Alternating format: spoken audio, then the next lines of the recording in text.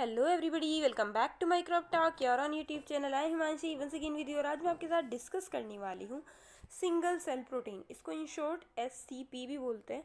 So video में क्या क्या जानेंगे पहले वो देख लेते हैं। वीडियो में जानेंगे व्हाट इज़ SCP, मतलब सिंगल सेल प्रोटीन है क्या, वाई वी नीड SCP, क्यों में ज़रूरत होती है इसकी, सबस्ट्रेट कौन कौन से यूज़ होते हैं SCP के प्रोडक्शन के लिए, और कौन कौन सी प्रोडक्शन की प्रॉपर्टीज़ हैं, देन प्रोडक्शन का प्रोसेस।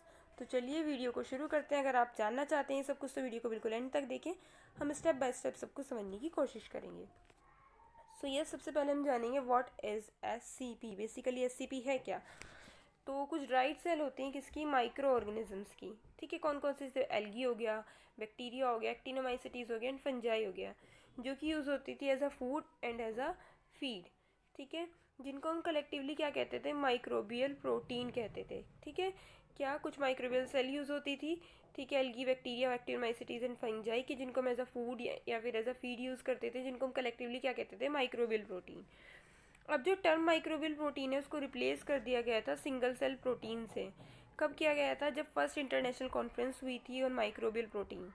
कब हुई थी, 1967 में, Massachusetts institute of technology MIT, Cambridge Massachusetts USA में।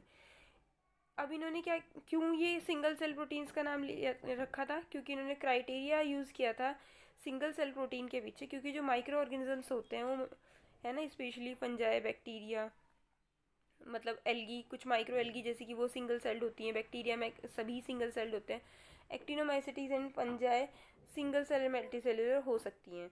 सो यस, क्योंकि जो मैक्सिमम हमें प्रोटीन मिल रहा था वो किससे मिल रहा था, सिंगल सेल से मिल रहा था, इसलिए उन्होंने उस टाइम पे ये यूज़ किया था क्या टर्म, सिंगल सेल प्रोटीन। ठीक है, जिसको as a food and feed use कर रहे थे। अब बात आती है वाई वी नीड SCP। क्या नीड क्या है SCP की हमें। सो जो ह्यूमन्स एंड एनिमल हैं वो कंज्यूम करते हैं प्रोटीन को as a source of nitrogen. ठीक है, जो कि एसेंशियल होती है किसके लिए, अमीनो एसिड्स के लिए, from which they build their structure and functional. ठीक है, क्या करती हैं, यस, हमारी जो बॉडी है उसको स्ट्रक्चरल एंड फंक्शनल प्रोटीन को ये बिल्ड करती हैं, जैसे एंजाइम्स एंड हार्मोन, जो कि इनेबल करते हैं हमें सर्वाइव करने के लिए।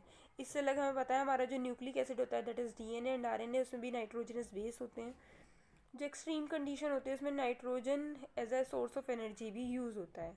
जो प्रोटीन है वो हमें प्रोवाइड करता है, प्रोवाइड होता है कहाँ से, कल्टीवेशन ऑफ अलग अलग माइक्रो ऑर्गेनिज्म एंड एल्गी से। प्रिफरेबली ये जो हम माइक्रोब्स में यूज़ कर रहे हैं, ठीक है, चाहे वो एल्गी है या फंजाई है या बैक्टीरिया है, उनमें क्या होता है 30% तक क्या होता है, प्रोटीन मिलता है उनके बायोमास में।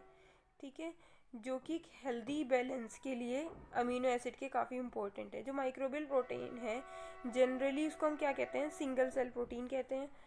Although some of the producing microorganism जैसे कि फिलामेंटस फंजाई हो गया, फिलामेंटस एल्गी हो गई, ये मल्टी सेल्यूलर भी हो सकते हैं।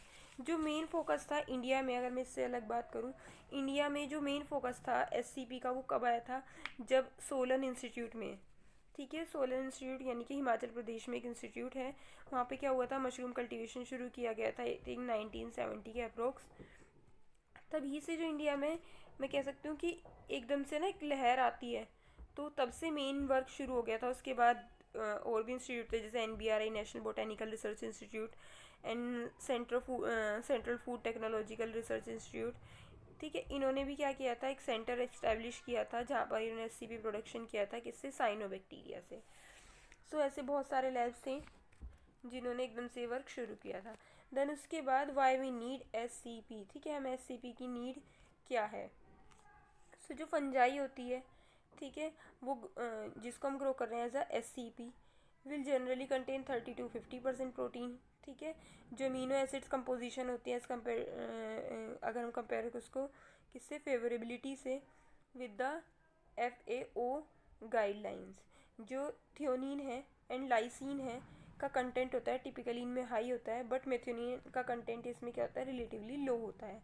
इन एडिशन टू प्रोटीन जो SCP है ड्राइव किया जा सकता है फंजाई से, is expected to provide vitamin.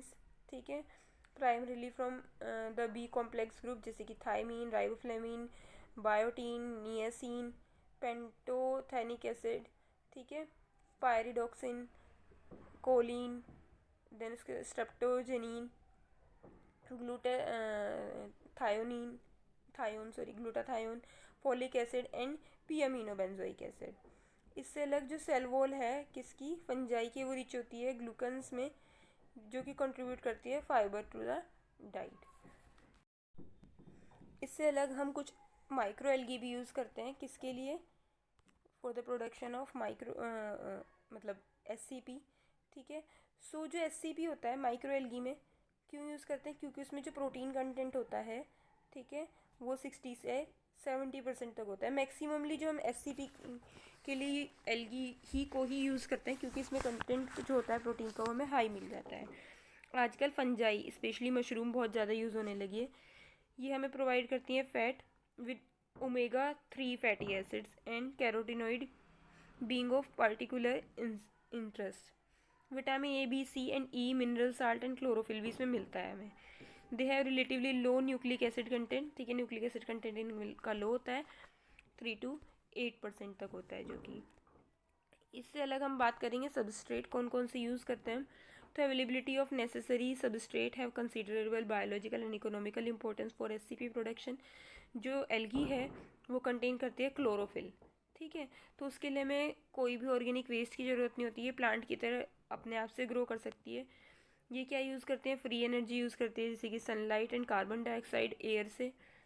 जबकि जो बैक्टीरिया होता है, अगर हम फोटोसिंथेटिक या फोटोऑटोट्रॉफिक बैक्टीरिया को छोड़ दें, और फंजाई होते हैं, उन्हें किसकी रिक्वायरमेंट होती है, ऑर्गेनिक वेस्ट की, क्योंकि इनमें कोई भी क्लोरोफिल पिगमेंट नहीं मिलता है। सो जैसे कि हम SCP की तरह यूज़ कर रहे हैं किसको, एल्गी को, और कुछ फोटोऑटोट्रॉफिक बैक्टीरिया को, तो इसमें हमें बहुत ज़्यादा मैं कह सकती हूँ कि फ़ायदा ये रहता है कि इसमें ऑर्गेनिक वेस्ट जो होता है हमें इन्वायरमेंट से ही मिल जाता है। उसके बाद सबस्ट्रेट यहाँ पर हम कुछ देख लेते हैं, बहुत सारे सबस्ट्रेट हैं। पहला सबस्ट्रेट है यहाँ पर मेथेन। यहाँ पर आप कुछ बैक्टीरिया देख पा रहे हैं, जैसे कि मैथेनोमोनास स्पीशीज़, मेथाइलोकोकस कैप्सुलेटस, स्यूडोमोनास स्पीशीज़, हाइपोमाइक्रोबियम स्पीशीज़ की बहुत सारी मिक्स स्पीशीज़ भी यूज़ करते हैं, एसिटिनोबैक्टर स्पीशीज़। देन प्रोपेन को यूज़ करते हैं फ्लेवोबैक्टीरियम के लिए, एंड साथ साथ आर्थ्रोबैक्टर सिम्प्लेक्स के लिए। ब्यूटेन को हम यूज़ करते हैं निकार्डिया पैराफिनिका और नोकार्डिया पैराफिनिका गेन। देन सबस्ट्रेट जो N एल्केन्स होता है, इसमें कार्बन का जो लेंथ होता है वो C10 से लेके C30 तक हो सकती है। इसमें बैक्टीरिया हम इसमें यूज़ करते हैं कौन सा, माइकोबैक्टीरियम फिलाई एंड नोकार्डिया स्पीशीज़। जबकि जो फंजाई के लिए यूज़ करते हैं यही सेम सबस्ट्रेट हम, वो है कैंडिडा की 2 स्पीशीज़। देन N एल्केन्स, जिसकी कार्बन लेंथ यहाँ पर अनस्पेसिफाइड है, इसमें भी हम कैंडिडा के ही अलग अलग स्ट्रेन्स यूज़ करते हैं। मैक्सिममली कैंडिडा इसमें यूज़ होती है फंजाई में। देन लिक्विफाइड पेट्रोलियम गैस में भी फंजाई यूज़ होती है। देन गैस ऑयल में एसिटिनोबैक्टर एंड स्यूडोमोनास, और इसमें भी कैंडिडा की 2 स्पीशीज़ यूज़ होती है, Candida tropicalis and Candida lipolytica. Then diesel oil में एक्रोमोबैक्टर डिलेक्टिव। देन अदर सबस्ट्रेट जैसे कि अल्कोहल, मेथनॉल, एथेनॉल, इनमें भी अलग अलग बैक्टीरिया एंड फंजाई के स्पीशीज़ यूज़ होते हैं। इससे अलग कुछ प्लांट एंड वुड वेस्ट जैसे कि sulphate liquor, cellulose, pulping fine. ठीक है, इसमें भी बैक्टीरिया के एंड फंजाई के कुछ स्ट्रेन यूज़ होते हैं। आप इसका स्क्रीनशॉट यहाँ से ले सकते हैं। ठीक है, आपके लिए हेल्पफुल होगा अगर आप इसको याद करना चाहते हैं, थोड़ा डिटेल में लिखना चाहते हैं। इससे अलग भी बहुत सारे सबस्ट्रेट यूज़ होते हैं, जैसे कि starch waste, sugar waste etcetera. Then SCP production की क्या क्या प्रॉपर्टीज़ होती हैं वो भी हम यहाँ पर देख लेते हैं। सो SCP प्रोडक्शन की प्रॉपर्टीज़ कुछ इस तरीके से हैं। पहला, एब्सेंस ऑफ पैथोजेनिसिटी एंड टॉक्सिजेनिसिटी। अगर आप कोई भी SCP सिंगल सेल प्रोटीन को प्रोड्यूस कर रहे हैं तो जाहिर सी बात है आप उसको या तो फूड के लिए यूज़ करने वाले हैं या फिर फीड के लिए यूज़ करने वाले हैं फॉर एनिमल्स। तो ये बहुत ज़्यादा इंपॉर्टेंट होता है कि इसमें कोई भी पैथोजन ना हो। ठीक है, पैथोजेनिसिटी ना हो, साथ साथ कोई टॉक्सिजेनिसिटी या टॉक्सिसिटी ना हो। Then protein quality and content, जो प्रोटीन हम प्रोड्यूस कर रहे हैं उसकी क्वालिटी अच्छी होनी चाहिए एंड कंटेंट भी अच्छा होना चाहिए।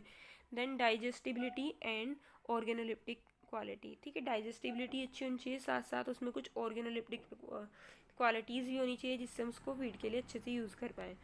देन ग्रोथ रेट, ठीक है। अगर उसका ग्रोथ रेट ज़्यादा क्विकर है तो हमारे लिए वो SCP ज़्यादा ज़्यादा हेल्पफुल होगा और ज़्यादा बेनिफिशियल और ज़्यादा प्रॉफिटेबल होगा।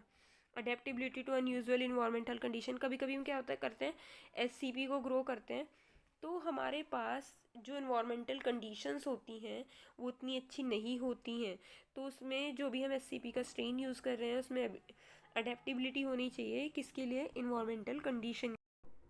लास्टली हम डिस्कस कर लेते हैं प्रोडक्शन प्रोसेस। सो क्या होता है, इसमें कुछ जनरल स्टेप्स होते हैं। सबसे पहले प्रिपेयर करते हैं हम न्यूट्रिएंट मीडिया को, जो कि पॉसिबली फ्रॉम वेस्ट हो तो ज़्यादा अच्छा है। न्यूट्रिएंट बेसिकली क्या है, वो फूड है जिस पे हमारा SCP ग्रो करेगा, ठीक है। तो ज़्यादा, क्योंकि हम SCP ज़्यादा अमाउंट में चाहिए होता है और हम हमेशा चाहते हैं कि उसका प्रोडक्शन जो कॉस्ट है वो कम आए, जिससे हमारे सेलिंग प्राइस क्या हो, हमें ज़्यादा मिले। तो न्यूट्रिएंट मीडिया हम ऐसा चाहेंगे जो पॉसिबली कहाँ से जनरेट हो, वेस्ट से जनरेट हुआ हो। हम इस किसी और इंडस्ट्री का वेस्ट ले सकते हैं जिससे हम अपना SCP ग्रो करा सकें। देन कल्टीवेट करेंगे किसको, SCP को, जिसमें हम इंक्लूड करते हैं solid state fermentation. Then separation होगा इसका, इसमें हम क्या करेंगे, कॉन्सेंट्रेट करेंगे किसको, SCP को। कभी कभी हम क्या करते हैं ड्राइंग भी यूज़ करते हैं, ठीक है। फाइनल प्रोसेसिंग होगी SCP की, किसमें, या तो इंग्रेडिएंट की तरह या फिर प्रोडक्ट की तरह, ठीक है।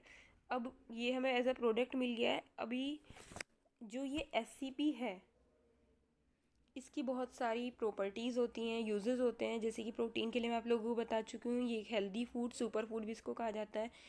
थेरेप्यूटिक एंड नेचुरल मेडिसिन्स भी इससे प्रिपेयर की जाती है, स्पेशली स्पायरुलिना एंड क्लोरेला काफ़ी हद तक बहुत हेल्पफुल होती है। कॉस्मेटिक्स में भी इसको यूज़ किया जाता है। यहाँ तक कि जो हमारी स्पायरुलिना है उसके कैप्सूल्स बना करके जो स्पेस में एस्ट्रोनॉट्स आते हैं उनको भी दिए जाते हैं, जिससे उन्हें प्रोटीन कंटेंट उनकी बॉडी में बना रहे।